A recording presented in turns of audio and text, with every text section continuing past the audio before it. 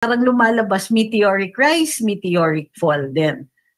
Especially yung pagdating sa dun sa mga ginawa niya, like with former President Duterte at saka kay Pastor Quiboloy, hindi rin nawawala yan sa isip ng publiko. Gayunpaman, ang mali talaga ng Marcos administration dito is, after na-accomplish ni General Torre yan, inappoint siya kagad at marami siyang nilaktawan. So nagmukha talagang reward ito.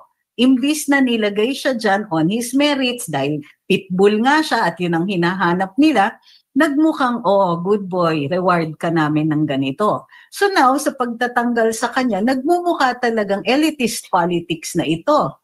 Hindi naman siya talaga nag-belong eh. Kumbaga, meron siyang nagawa na nahirapan gawin ng ibang mga opisyales, nire-reward siya, pero he was never considered a part of the Marcos administration. Hindi walang close sa kanya, hindi siya considered part of the, kumbaga, family, so to speak. He could not talk to the president in the same way that other chief PNPs would have been able to talk to presidents na personally kilala niya.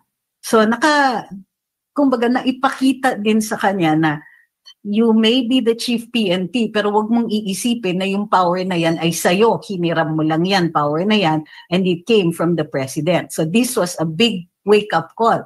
Hindi lang yan, mensahe din yan sa ibang mga tao na administration. You don't really belong. You are useful for now, but the moment that you outlive your usefulness, there's no such thing as loyalty. Goodbye ka. So, yung ganyang klaseng hardened politics, biktima. Tingin ko, in that sense, biktima si General Torre, pero hindi natin masasabi na wala siyang contribution dito sa pangyayari sa kanya. Yung kanyang attitude was also noted. I mean, nakikita naman natin, lantaran yan eh. Nakikipagbardagulan din siya. May mga kaso siyang final against certain vloggers.